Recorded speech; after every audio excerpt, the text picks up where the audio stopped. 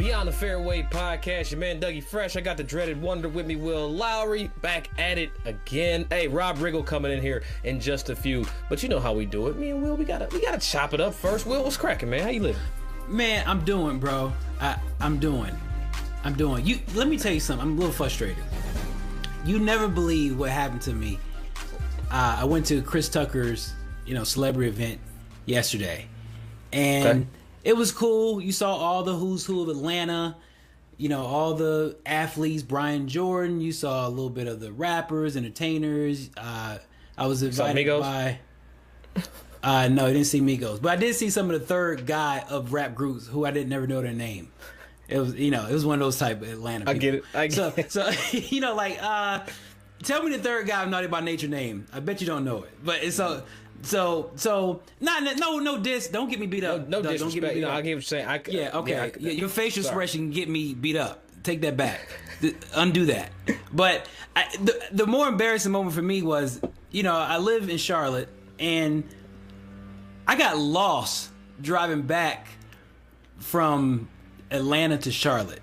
I don't know how I made the wrong. Shut up. I don't know how I made the wrong turn. Right. So I'm driving in the middle of the night in the wee hours. With no GPS. You got no GPS. I got GPS, but I'm in the mountains of Tennessee where I'm losing GPS. Right. So you didn't even know it. Like Georgia, exactly. I didn't know. I forgot Tennessee and Georgia was connected. I don't know how. But anyway, so I'm lost, and I had to call my OnStar. I haven't pushed that OnStar button since 2008. I don't know. I haven't pushed that. I didn't know they were still a thing because there's phones. Let me tell you. I don't think there is still a thing because when I call OnStar, I don't think they're call centers anymore. Because when I called, the lady that picked up, she was like, hello. I was like, she didn't even say OnStar. There was no. She didn't say OnStar. She just picked up, and I'm like, ma'am, I'm lost. She said, where you at?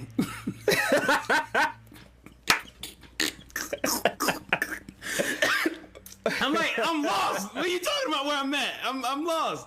So anyway, she got me back on point, but it was just, I think OnStar helped me.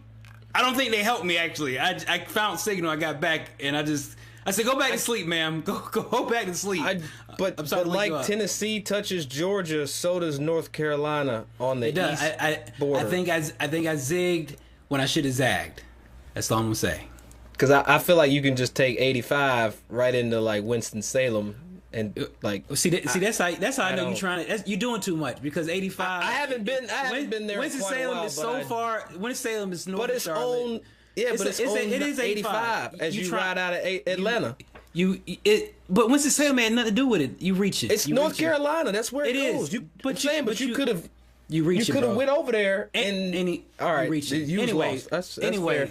Anyway, so what happened like golf this week? You sound like me in the playoff that I lost last week because I was lost. I didn't hit the best tee shot. Doug, I hit the best tee shot. I just knew you was gonna win that joint. Like me too. When we got off the show, when we got off the air last week, I was like, "Damn, this man gonna get a W." And then when I got the text from you saying, "Here come a beat, Brian," golf, I was like, "Oh shit, what happened?" You had a 3-stroke lead. It's not about the lead, Will. It's about the lead. What did you have, John Van de Velde? I had a 4-shot lead. You know what? I really wish I could give you a gesture right now, but I know you do. It's okay. So one each. Imagine the gesture that I'm giving you right now. Hey, for all the listeners, he held up 10 fingers and he told me to subtract 8 of them, 3 from each hand, or 4 from each hand. That's still 6. So yeah, I see how you got lost now. Like if that's the math that she was using. I don't know what math I said right. I think I said that right. No, I got beat. I got beat in the playoff. Got shot 65. I called some friends to ask. I hadn't played golf with a lead in quite a while, and I got some bad advice. I got some good dumbass friends. Let's just put it like that. I was told by a couple people, hey, you got a 4-shot lead. Let the field come to you. Just don't do nothing stupid. Middle of the green, and let's play for pars. But I was like, you know what, cool. I birdied the first 2 holes. You know what I'm saying? Got to 8 under, and I'm like, you know what, I'm gonna cruise in now. And double cross kind of rose his head, made a double and some dumb stuff. Shot even, lost in the playoff. But hey, man, the dude I lost to, solid, arguably the best player in the section, and it is Arizona, so there's a lot of good players. But I did qualify for the National Assistance Championship there at PGA Golf Village in Port St. Lucie in November. So that's where I'm going to be at. So we got to figure out how we're going to record the podcast because I'm going down there, and that's where I'm going to be at. So, hey, matter of fact, pull up, Will. Come holler at your boy, man. I will support my boy at the Korn Ferry version of the Assistant Championship. I am there. Thank you, Will. Keep it all in perspective. I tell you who was there and then he wasn't though was Bryson DeChambeau over the weekend, because he was there and then he wasn't, and it was just it was the playoffs. The last 4 events on the PGA Tour have ended in a playoff. Speaking of playoffs, last 4, can you believe that? That's interesting. Last 4 events, nobody's just going out. You go all the way back to the Wyndham, and every event. So I just feel like the comp right now on the PGA Tour is pretty impressive, Will. And you know what? Hold on, Doug. Hold on. I tell you this. This was, I think, on paper, this was probably one of the more exciting playoffs because you got some people at the top of their class. You had Cantley and you had Bryson DeChambeau. So when you see those guys on paper, who are always, first page of the leaderboard in any given event, when you see them going head to head, and it absolutely held up to expectations. But did you see where the constant Brooksy being yelled? No, I didn't see that. There? I had to watch the tournament on mute. I was traveling about, so I had it on mute as I was watching, but. The one thing I noticed, though, Will, was Bryson telling Patrick to stop walking. Oh, I get it. That was interesting because that's a very rare thing on the PGA Tour when a player has to call out another player's conduct. And I could only imagine, like, Patrick giving Bryson them 10 fingers, -8. You know what I'm saying? Like, hey, who are you talking to right now? And is it odd to you that Bryson is in the midst of, like, every little golf beef, golf drama?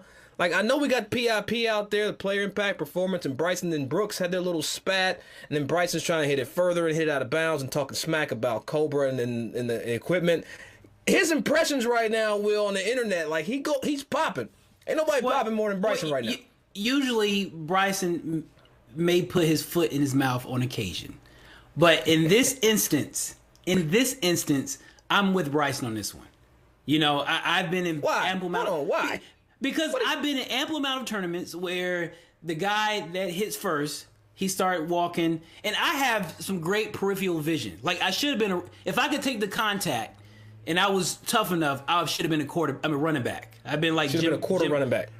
A quarter... No, I meant running back. But I could have been a quarterback, too. I got great peripherals. I'd have been like Jim Brown out here, All right. Great peripheral vision. And if you got impeccable peripheral vision like I do, you're going to tell everybody to stop walking because I know where he was. He was in the middle of his routine, about to hit the ball. He sees somebody in the corner of his eye moving. Just stop. Just be still. So kudos to him because I can't always have the balls to say, hey, man, stop walking. And I'm glad Bryson did it. I'm glad he did his thing. So, or whatever. If we call him a hero, we call him a hero. Chutzpah is the word I'll probably use. I do enjoy a player getting disciplined, though. Like we saw earlier in the season when Kevin Na told Dustin in the match play, hey, man, I didn't give you that. You took that. I'm going to let you have it, but don't do that again. Like, you know what I mean? Like, I like that. I like people getting checked out there. But Bryson, back in the conversation, though, Will, one thing you can't deny is he played a wonderful tournament. Like, he was out. He shot 60 on I forget what day it was. Was it Friday? Yeah. He shot 60. 6-0, almost shot 59. Missed the 8-footer for 59. Do you think the way that in the magnitude that he's in these headlines I guess, somewhat from putting his foot in his mouth. But he's also, it all offsets because he's in the headlines in a positive matter with shooting dope ass scores too. I mean, so you just like, can't deny Bryson, dude. Like you can't. So he's on both sides of the spectrum. He got the BS media, and he's getting the I'm a good golfer media. Like he's winning. Like he's winning. As far as impressions and likes and all that PIP stuff, Bryson is kicking everybody in the face. So now. Could he be in the running for the first place? Hell yeah, PIP. Hell yeah, no question. Think about it. If they want the buzz and people talking and social and posting, Bryson beating everybody. Brooks is even. Brooks is trying to play David Portnoy left-handed just to get his stats up. You know what I mean? No, but think about hold on, Dougie. Think about Brooksy got the crowd with him. When you got the crowd following your tune, I don't know. I think that's more of a different level of engagement, if you ask me. Yeah. I don't disagree with you. I don't disagree. But playoffs, Will. We're talking about playoffs. Playoffs. You cut me off the first time. Damn it. Do it again. My bad. Let me see. It was bad. Go ahead and do it. Do it. Okay. Playoffs. Yes, sir. Playoffs in the place that you just got lost trying to get home from. Back in Atlanta. Tour Championship East Lake this week. Will, staggered. I think this is the second or third season we've seen the staggered, under par numbers. I don't even know how to call it. The staggered scoring for the championship. So the person's leading the FedEx Cup's going to start off at 10 under par, and then everybody else behind them is going to start 2 shots back of that, and then 2 shots back, and so on and so on.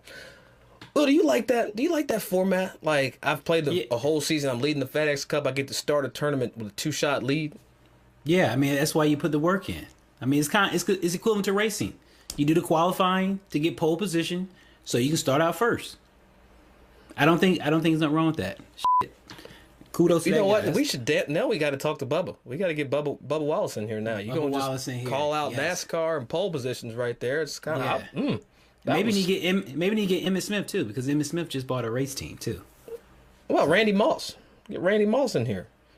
Should get Randy Moss. How about we get the guy that pissed excellence? We can get him in here too. You get Ricky Bobby in here. All right. Yeah. Well, it's funny.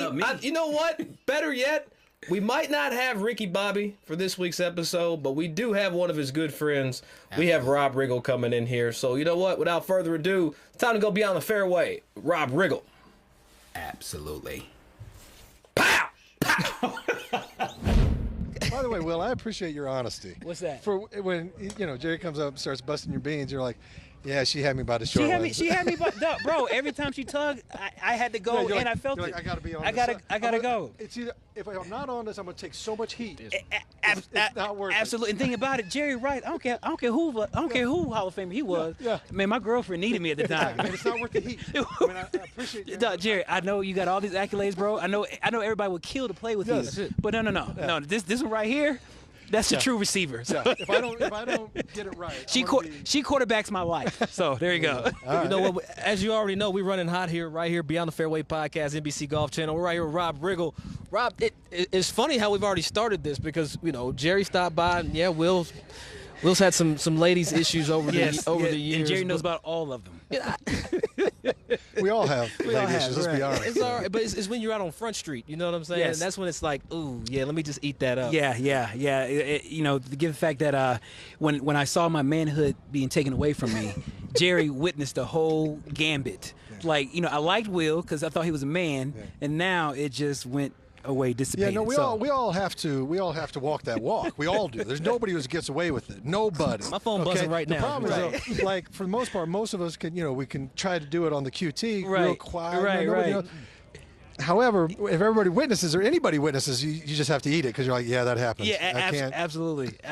No, Rob, look, you've had some movie quotes we were just talking about, and I'm sure you get yelled at all the time. I've got friends that yell "pow" at me all the time, or Kettling a wine mixer when I make a putt, and it's very awkward. Yes. I don't understand. Yeah. What are some of the things that you get when you're like out traveling in the airport? I get "pow" a lot, and it's always shocking. They sneak up behind you and scream. It scares pow. you. Yeah, because go "pow," and I'm like, oh God. And I turn around, what? And they're like, You're the guy, right? I'm like, it was you. Yeah, that's me. And then I get a lot of not up in here from the hanger and in the face. I get a lot in the face. So which one annoys you the most? Yeah. That's please be candid. Please be honest. Beyond the fairway, we're not between the ropes. It's always flattering, though. It's always nice that I appreciate that people liked it. Okay. But if they scream pow when I'm not ready, that gets annoying. That gets annoying. I don't mind, like, in a certain moment, like you hit a big drive or make a big putt, and someone lets it out, you're like, Rob, you peed in your pants because you powed at the wrong time. Or if I'm at an airport urinal and someone yells pow, like, God bless America, what are you doing? Exactly. You're killing me. It makes plenty of sense. Now, Rob, I got to know how you got into Holey Moley. So Will and Steph are pretty tight, and Will had a short stint. It was like a half a putt. Really? It rolled. Really? I saw the ball roll. That's how you do me? I wasn't on the show. No, anytime you hear that, you were a dynamic presence on the show. I was. I need everybody to get that bus that he just rolled over me on out of here. Okay, but it was a short stint. I think you may have got the first syllable out of my name. I think you may have said we had Okay. Where did Will go? Where Will go?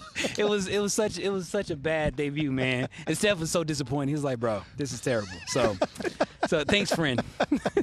How did that come It's a great show. It's a lot of fun. They called, and I said yes. I love when it goes like that. That's that's the easiest way to go through life because this business, you know it well. You eat what you kill. So you're out there hunting every day trying to get that gig, get that work. And so when they called and said, "You want the gig?" I was like, "Yes, I want the gig." Now, I played a little hard to get, but still, I wasn't going to risk it. Yeah, we're big. Doug and I motto is work leads to work. That's it. And so with that being said, how do you prepare for Holey Moley? How's that prep work? Is it strictly improv? A lot of it when we're watching the monitor, when we're watching the players out there on the holes playing the holes. There's no way to prep for that, so we're that's improvised. Yes. But there's a lot of the interstitial stuff that between holes, and that's all set up and pre-written. And, Gotcha. That stuff's written. But when we're reacting to stuff that's happening, that's just Joe and I having a blast. I love it. Just like you guys have a blast. That's it. We probably are our most authentic selves once the mic goes up. That's when we really start wilding out. Now I'm in HR a lot at NBC, but it doesn't matter. You're constantly being reminded. Like Will, that's not gonna work. Let's have a conversation. Remember what you signed earlier? Yeah, exactly. He's like, you break all the protocol. Yeah, Will's had to learn where the edge is and where the cliff is. Those are two different lines. That's it. Yes. But how's your game, Rob? Like, how you playing? How you hitting it? When I'm healthy, I'm about a 9 or 10 handicap. Okay. So I'm not terrible. I'm not great. I'm right in that dangerous zone where if I have a good day, I can take money. If I have a bad day, I'm going to lose a lot of money. Right. So let me see. Per that statement, do you have a little swing juice when you're out there that you have a number that you can get to? Is it like one or two? I thought you meant swing lube. That's what I'm talking about. Swing juice. That's what we call it. I'm from Kentucky, so I'm a little country sometimes. I'm saying because you after one or two, you might be like a 2 handicap for honestly, 2 shots. Bill Murray said this. He said, everybody does everything better when they're relaxed. Think about it. When you're giving a speech, if you have to get in front of the public, if you have to swing a club, whatever you're doing, you do it better if you're relaxed. So the secret is, how do you get relaxed? Absolutely. Sometimes swing lube helps you get relaxed a little bit. A couple pops never hurts. Yeah, absolutely. And it eases the pain when you do shoot 100 too. So it's always a plus side of that. But keeping it easy, Rob. We know you've hosted with Snoop Dogg, so he has a whole different strategy for how he relaxes. How was working with Snoop? The greatest. He is so funny, so smart, so on time. Like, when I say on time, he's never on time to the gig. You can say CPT. Go ahead, color people. It's be CP late time. at times. Go ahead. We got behind the fairway. The golf flag fool you. It's a lot of this. He is coming, right? He's coming. Sounds like he said he was coming. Like you more so than anything. Yes. So when he shows up, we're like, oh, thank God. The stigma is true, and don't put a pool around it because he probably can't swim either. But he is great because when he got there, I mean, he nailed it. He nailed everything we ever. And he was he was so fun to play with, and he had great ideas, and it was just fun. And he enjoys certain things, and I remember he's on the Mount Rushmore of marijuana. That's no question. Okay, it's like Woody Harrelson, Snoop. Cheech Chong. Is he above Cheech Chong? Cheech Chong. Absolutely. Absolutely. You gotta have both of them. Absolutely. Willie Nelson. I don't know, but there's a pantheon. Absolutely. Right? Absolutely. And he's on it. And so when he says, "Hey, do you want some?" The answer is yes. Yes, regardless. We can't say no to that. Right? Snoop. So you can't. So y'all had a good time, is what you're saying, bro. So I'm not saying any more than that. I'm just saying he's on the pantheon. So what you're saying, his late was He had a good forgotten. All right, picks Yeah. for this week. We're here at American Century. We're on the Yeah. range. You're not gonna pick yourself. Who are you looking forward to seeing play? Who do you think are you gonna win? Can you win? Where Here's are the you? thing. This is like my 7th year doing I know, this. that's what we're I'm talking coming in right now. Last I saw, 3,000 to 1 odds that You I'll bet win that, this though. thing. You put that in so there. I'm gonna put easy $5 on Yes, myself. easy. Okay, easy 5, and then I'm gonna hope that everybody in the field gets hurt somehow. And I don't wish them not like serious no, injury. no. I'm just talking like a week-long Yeah, injury. they retired. It wouldn't matter. Well, Will's the first alternate, so we need somebody to fall out. Absolutely, absolutely. So, given the fact it's your 7th year, who have you enjoyed playing with the most? Oh my God, there's been so many great players along the way. I don't know. When I was a kid, I remember seeing the U.S. hockey team win against the Russians or the Soviets. Yeah. And Mike Eruzione was the captain of that team, and he used to play in this tournament. I got to play with him. So as a child, I remember just thinking, oh my God. And then I got to play with him. He was a really nice guy. Yeah. You know, and I played with a couple quarterbacks out here that I don't know if they're still playing out here anymore. But they always stick the comedians together. So it's me and the cable guy, Right. me and Ray Romano, me and Brian Baumgartner. What is that foursome like? Or, It's a good time. It really is. But it's so funny because instead of, cracking wise and having a couple of swing loops and all this stuff, we get wrapped around the axle. We're like, God dang it, I'm trying to make putts and stuff. And I have to remind everybody, nobody cares about our game. Nobody cares about our game. They want to see us having fun. Right, absolutely. So give me some more vodka Right. and we'll get this thing going. Exactly, All right, exactly. so speaking of fun and vodka, Yes. we wrap our show up the same way with all of our guests. And we're going to do it right here with you. We're going to go beyond the fairway, rap foursome, Rob Riggle. You're going to go play golf with 4 rappers, Rob. 4. Okay. I don't care if they're dead or alive, whatever generation. I want to know who you showing up to the course with.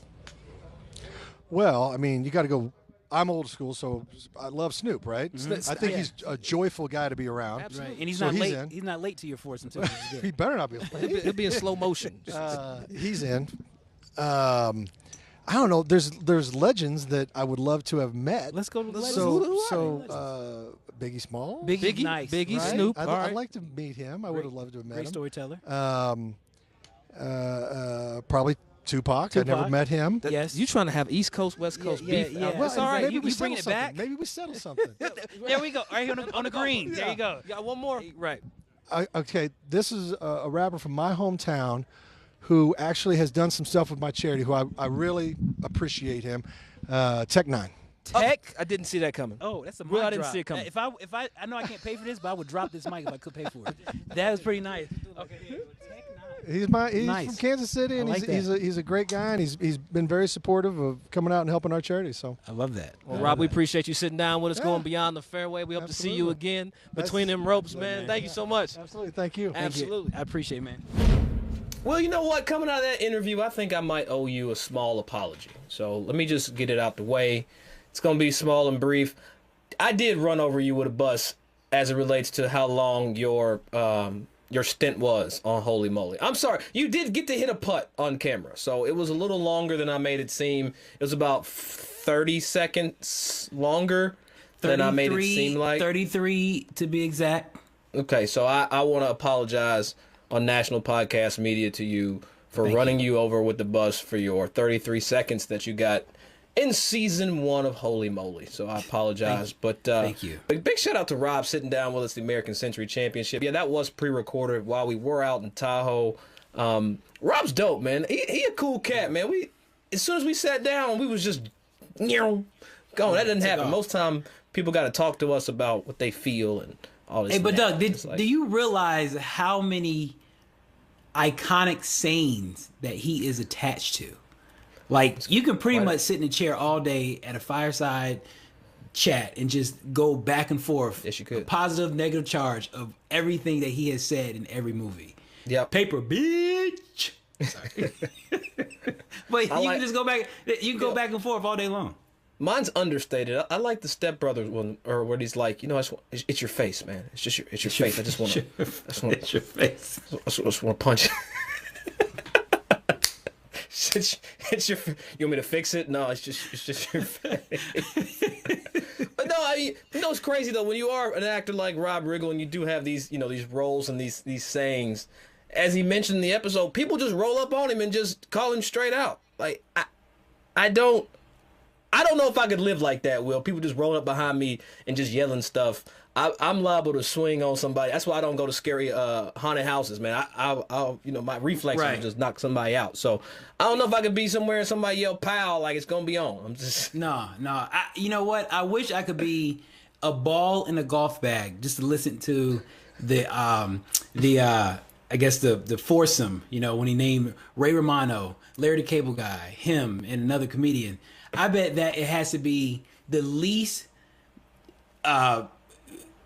swing-oriented golf course fun you ever met. Like that has to be one of the most amazing, moments in golf. Just being around so much fun, so much comedic atmosphere, and comedic geniuses. You know, so I would love to be a tee on the ground, a head cover, just to kind of hear what the hell. I want to watch the reaction though in public. Like I feel like. If somebody had remember them old camera shows, like the hidden video shows, I want to see somebody just roll up on him and just start yelling stuff at him and watch him react. It has to piss him off. When we talk to Alfonso, everybody wants him to dance when he's out in public, and it's like he loved having masks. So I'm sure Rob probably appreciated this whole kind of COVID era because he could go out in public and nobody's screaming "not up in here" at him. You know what I mean? Like, can you imagine going to Starbucks and be like, "Yes, can I have a mocha latte, please?" And they're like, "Not up in it." Yeah. I think through the POW and all those onomatopoeias is when I really got a good grasp on a literary term. I was like, man. I enjoy that you used onomatopoeia in the sentence today. That made me very proud. I appreciate that. I appreciate it. That was well done. Thank you, man. Especially when I couldn't calculate -8 to. It's all right. It's all right. Hey, did you know Rob was a Marine? Did you know? I don't even think we got to touch on it. I think I found out shortly after we recorded. This guy's a Marine. Like he served in the military, did his thing, and now he's out grinding. I think that's one other way to obtain peace. Just do comedy. No violence. No violence. Just make everybody laugh. Just talk smack, talk shit, and just. Oh wait, there's a beep. Sorry. Speaking of beep and shit, it's that time, Doug. What time? Shank of the week. Am I supposed to do that? The Shank of the week? Yeah, I can't do that thing. Shank of the week. Do it. You gotta say it fast so he can put the echo on it. So you know what I mean. It's the Shank of the week. That's it. There you go, my man. That's whack. All right, who you got this week? Again.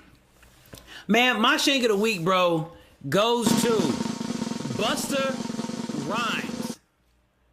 Busta Rhymes was in St. Louis at a block party telling black folks not to really wear the mask and do not buy into the hype. He was complaining about mask wearing, talking about his civil liberties, talking about violate his individual liberties. Big difference between public health and individual choice. There's a huge difference.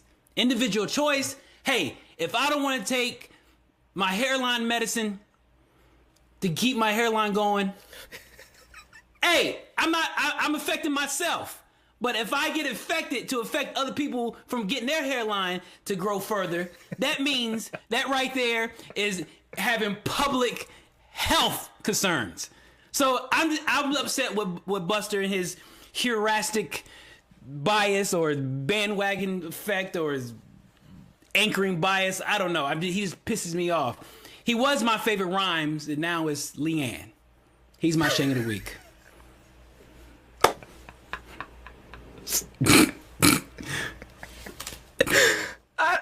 Honestly, that's probably the best part of the show. Is I never know where you're going, and the fact that you somehow brought Leanne Rhymes into this discussion, it brought it home. No, I don't even want to say my Shank. I think that one just needs to breathe like fine wine. But you know what? I'll go ahead and get it out of the way. I'm gonna give it to Lucas Herbert.